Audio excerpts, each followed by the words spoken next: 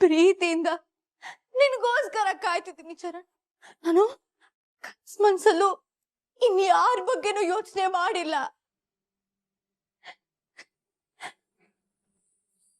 ಕೆಟ್ಟ ಗುಣನ ಎತ್ತಿ ಹಿಡಿಯೋ ನೀನು. ಯಾಕೆ ನಾನು ಈ ಒಳ್ಳೆ ಯೋಚನೆ ಕಾಣಿಸಲ್ಲ? ಸರಿ ಆಯ್ತು, ನನ್ನ ಆಸೆ ದುರಾಸೆ ಎಲ್ಲಾನು ಬಿಟ್ಟು ನಿನಗೆ ಹೇಗ್ ಬೇಕೋ ಹಾಗಿರ್ತೀನಿ. ನಿನ್ಗೊಳ್ಳೆ ಹೆಂಡತಿಯಾಗಿ ಗೃಹಿಣಿಯಾಗಿ ತಗ್ಗಿ ಬಗ್ಗಿ ನೀನ್ ಹೇಳಿ ನಾನು ಕೇಳ್ಕೊಂಡಿರ್ತೀನಿ. ನಿನ್ ಮನ್ಸಲ್ಲಿ ಹಾಕೊಡು ಚರಣ್, ಪ್ಲೀಸ್. ಅಷ್ಟು ಸಾಕು ನನಗೆ. ಅದು ಈ ಜನ್ಮದಲ್ಲಿ ಸಾಧ್ಯ ಇಲ್ಲ. ನಿನ್ನ ವಿಷಯದಲ್ಲಿ ನನ್ನ ಮನಸ್ಸು ಒಡೆದಿರೋ ಕನ್ನಡಿ ಹಾಗೆ. ಅದನ್ನ ಜೋಡ್ಸಕ್ ಯಾವತ್ತಿಗೂ ಸಾಧ್ಯ ಇಲ್ಲ. ನಿನ್ ಮೇಲೆ ಯಾವತ್ತೂ ಪ್ರೀತಿನೂ ಹುಟ್ಟಲ್ಲ.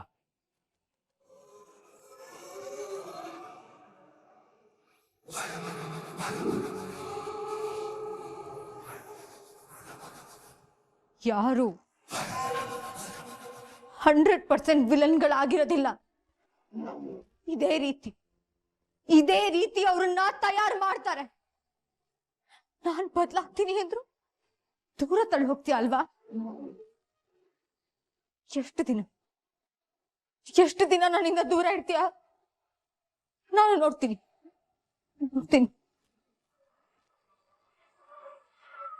ಇನ್ನು ಮುಂದೆ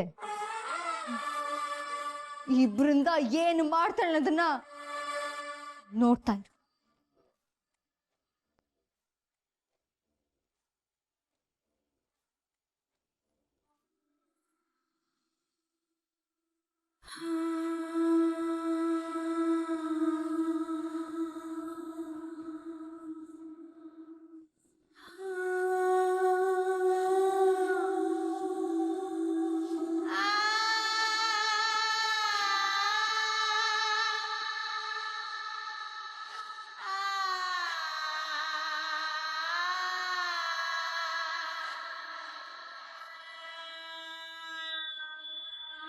ಮೇಡಮ್, ಯಾವ ಮುಖ ಇಟ್ಕೊಂಡು ಬಂದೆ ಪಾರ್ಥ? ಮೇಡಮ್ ಒಂದ್ ನಿಮಿಷ ನನ್ನ ಮಾತು ಕೇಳಿಸ್ಕೊಳ್ಳಿ.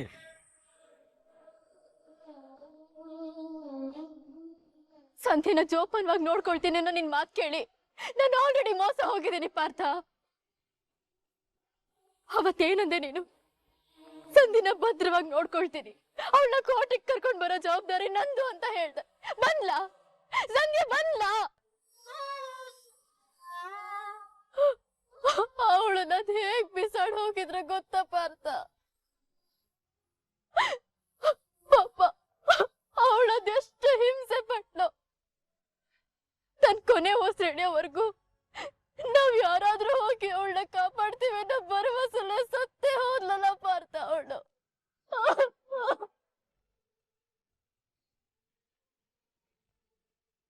ಇವತ್ತು ಅವಳಿಲ್ಲ ಅನ್ನೋದಕ್ಕೆ ಮುಖ್ಯವಾಗಿರೋ ಕಾರಣ ನೀನು. ನಿನ್ನ ನಂಬಿದ ನಾನು. ನಿಜ ಹೇಳು ಪಾರ್ಥ, ನೀನು ನನ್ನ ಕಡೆಯವನ ಅಥವಾ ಜೇಬಿ ಮತ್ತೆ ಶಕ್ತಿ ಕಡೆಯವನ? ಅವ್ರ ಕಡೆಯವನಾಗಿದ್ರೆ ನಿಮ್ ಮುಂದೆ ಬಂದು ಯಾಕೆ ನಿಲ್ತಿದ್ದೆ ಮೇಡಮ್? ಅವತ್ ನನ್ನ ಕ್ಲೋಸ್ ಫ್ರೆಂಡ್ ಜೊತೆ ಸಂಧ್ಯಾನ್ ಕಳ್ಸಿ ನಿಮ್ಮ ಹತ್ರ ಬಂದಿದ್ದು. ಆಮೇಲೆ ಫೋನ್ ಮಾಡಿ ಕೇಳಿದ್ರೆ ಅವಳು ಸೇಫ್ ಆಗಿದ್ದಾಳೆ ಅಂತ ಅಂದ. ಅಷ್ಟರಲ್ಲಿ ಅವರಿಬ್ರು ಮನೆಗೆ ಹೋಗುವಾಗ ಒಂದಷ್ಟು ರೌಡಿಗಳು ಬಂದು ಅವ್ರನ್ನ ಕಿಡ್ನಾಪ್ ಮಾಡಿದ್ರಂತೆ.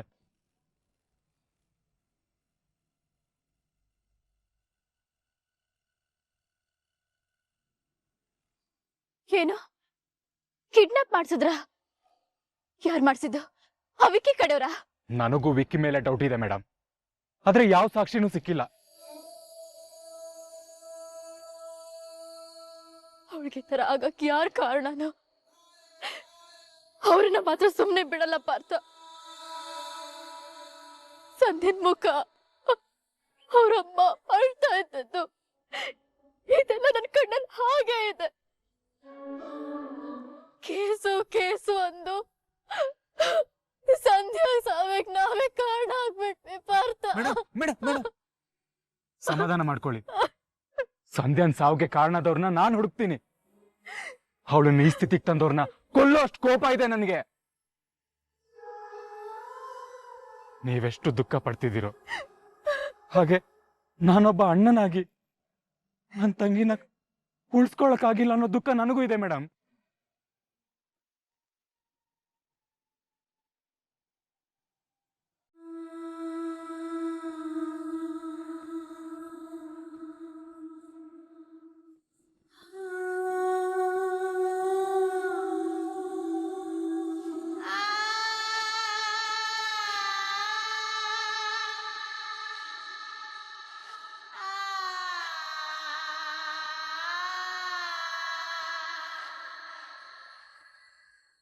ಸಂಧ್ಯಾ ನಮ್ಮ ಮಧ್ಯ ಇಲ್ಲ ಅಂತ ನಂಬಕ್ಕೆ ಆಗ್ತಾಯಿಲ್ಲ ಭಾರ್ಗವಿ. ಅವಳು ನಮ್ಮ ಮಧ್ಯೆ ಇಲ್ಲೇ ಎಲ್ಲೋ ಇದ್ದಾಳೆ ಅನಿಸ್ತದೆ.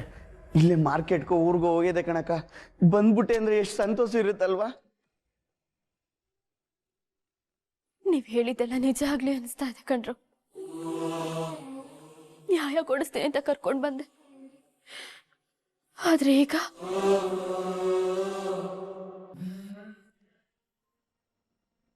ನಮ್ಮ ಭಾರ್ಗವಿ ಆ JP ಶಕ್ತಿ ಪ್ರಸಾದ್ ವಿರುದ್ಧವಾಗಿ ಹೋಗೋದಕ್ಕೆ ನಾನೇ ಕಾರಣ ಆಗ್ಬಿಟ್ಟೆ ಅಂತ ನೆನೆಸ್ಕೊಂಡ್ಬಿಟ್ರೆ ನನಗೆ ಬೇಜಾರಾಗುತ್ತೆ ಕಲ್ಪನಾ.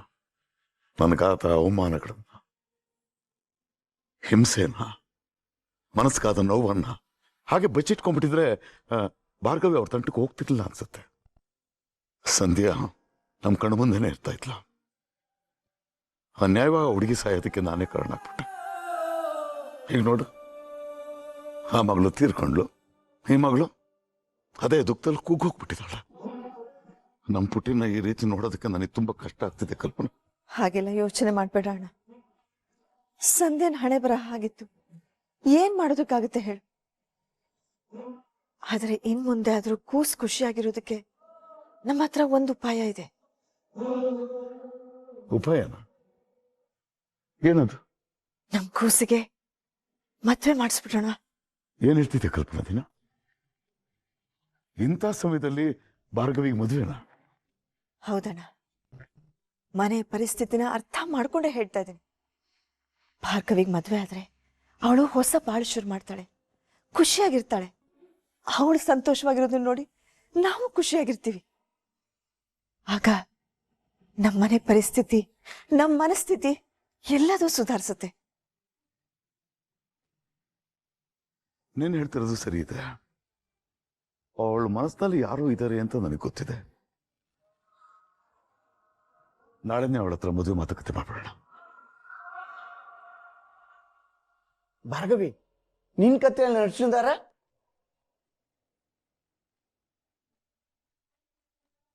ಸುಮ್ನೆ ಇರೋ, ಜೋರಾಗಿ ಮಾತಾಡ್ಬೇಡ.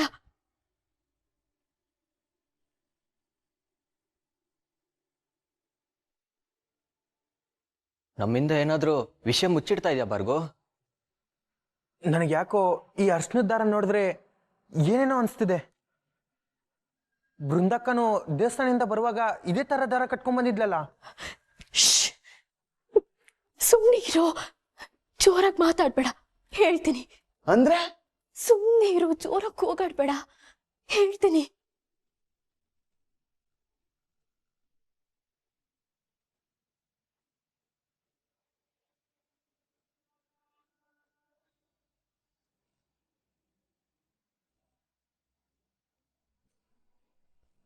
ಇದು ನಿಜವಾಗ್ಲೂ ತಾಳಿನೇ. ನಿನ್ ಮದ್ವೆ ಆಯ್ತಾ ಭಾರ್ಗೋ?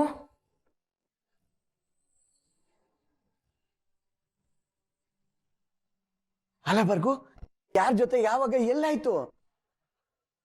ಈ ತರ ಮದ್ವೆ ಆಗ್ಬೇಕು ಅನ್ನೋ ಯೋಚನೆ ಅದೊಂದು ದೊಡ್ಡ ಕತೆ. ಇಬ್ರಿಗೂ ಆಕಸ್ಮಿಕ ಅನ್ನೋ ಹಾಗೆ ಮದ್ವೆ ಹಾಗೆ ಹೋಯ್ತು. ನಾನು ಆಮೇಲೆ ಯಾವಾಗಾದ್ರೂ ನಿಮಗೆ ಬಿಡಿಸಿ ಹೇಳ್ತೀನಿ. ಹುಡುಗ ಅದೇ ಭಾವ. ಭಾವ ಯಾರು? ಪಾರ್ಥ. ಅದೇ ನನ್ನ ಫ್ರೆಂಡ್. ಅದೇ ಅಸಿಸ್ಟೆಂಟ್ ಹುಡುಗ ಬರ್ತಿದ್ನಲ್ಲ, ಅವನೇನಾ? ಹೌದು. ಅವ್ರ ಮನೇಲಿ ಈ ವಿಷಯ ಗೊತ್ತಾ?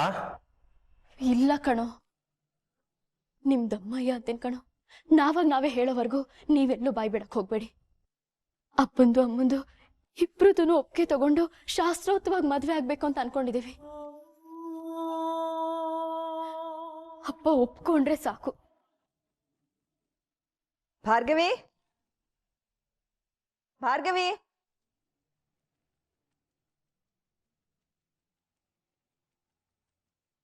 ಏನತ್ತೆ?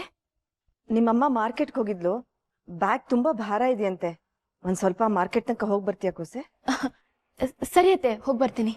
ಆಯ್ತು. ನಾನು ಹೇಳಿದೆಲ್ಲ ನೆನಪಿದೆ ತಾನೆ? ಎಲ್ಲೂ ಬಾಯ್ಬಿಡ್ಬೇಡಿ, ಯಾರಿಗೂ ಹೇಳ್ಬೇಡಿ. ನಾನು ಮಾರ್ಕೆಟ್ಗೆ ಹೋಗಿ ಬರ್ತೀನಿ. ಸರಿ ಭಾರ್ಗು, ನಾವ್ ಯಾರಿಗೂ ಹೇಳಲ್ಲ, ನೀನು ಹುಷಾರು.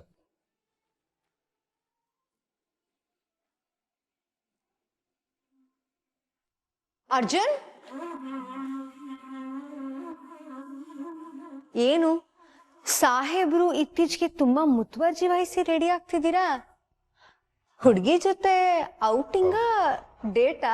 ಅಯ್ಯೋ ಆ ಥರ ಏನಿಲ್ಲ, ಅದಕ್ಕೆ ಸ್ವಲ್ಪ ಕೆಲಸ ಇತ್ತು, ಅದಕ್ಕೆ ಹೊರಟಿದ್ದೆ ಅಷ್ಟೆ. ಆದ್ರೂ ಇತ್ತೀಚೆಗೆ ಈ ಅತ್ತಿಗೆ ಮೇಲೆ ನಂಬಿಕೆ, ಪ್ರೀತಿ ಎರಡೂ ಕಮ್ಮಿ ಆಗೋಗಿದೆ ಅಲ್ವಾ ಅರ್ಜುನ್? ಅಯ್ಯೋ ಯಾಕೆ ಹಾಗಂತಿದ್ರ ಅದಕ್ಕೆ? ನಾನು ಈ ಮನೇಲಿ ನಿಮ್ಮ ಹತ್ರ ಬಿಟ್ಟು ಇನ್ಯಾರ ಜೊತೆ ಜಾಸ್ತಿ ಮಾತಾಡ್ತೀನಿ ಹೇಳಿ? ಮತ್ ಯಾಕೆ ನೀ ನನ್ನ ಹತ್ರ ಮಾತೇ ಆಡ್ತಿಲ್ಲ? ಲೈಫಲ್ಲಿ ಏನೇನೋ ನಡೀತಾ ಇತ್ತು, ಅದಕ್ಕೆ ಸ್ವಲ್ಪ ತಲೆ ಕೆಟ್ಟಿತ್ತು, ಅದಕ್ಕೆ ಮಾತಾಡಿಲ್ಲ ಅಷ್ಟೆ. ಆದ್ರೂ ಮುಂಚೆ ಎಲ್ಲ ನೀನು ಅಷ್ಟೇ ಬಿಸಿ ಇದ್ರು ನಿನ್ನ ಲವ್ ಸ್ಟೋರಿ ಬಗ್ಗೆ ಯಾರೋ ನನ್ನ ಹತ್ರ ಹೇಳ್ತಿದ್ದೆ. ಈಗ ನೀನ್ ಅದು ಹೇಳ್ಕೊಳೋದಿಲ್ಲ. ನಾನ್ ಅಷ್ಟು ದೂರ ಆಗ್ಬಿಟ್ನ ಅರ್ಜುನ್? ಅದು ನಮ್ಮ ಲವ್ ಸ್ಟೋರಿ ಮುಗ್ದೋಯ್ತು ಅದಕ್ಕೆ.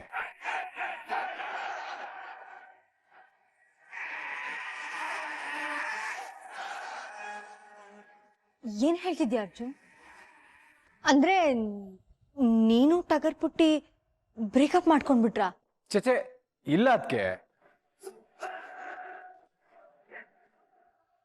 ಮತ್ತೆ ಅಂದ್ರೆ ಈಗ ನಾನು ಟಗರ್ ಪುಟ್ಟಿ ಲವರ್ಸ್ ಅಲ್ಲ, ಅದಕ್ಕಿಂತ ಜಾಸ್ತಿ. ಅದಕ್ಕಿಂತ ಜಾಸ್ತಿ ಅಂದ್ರೆ ಏನ್ ಅರ್ಜುನ್? ಅದು ನಾವಿಬ್ರು ಮದ್ವೆ ಆಗ್ಬಿಟ್ವಿ.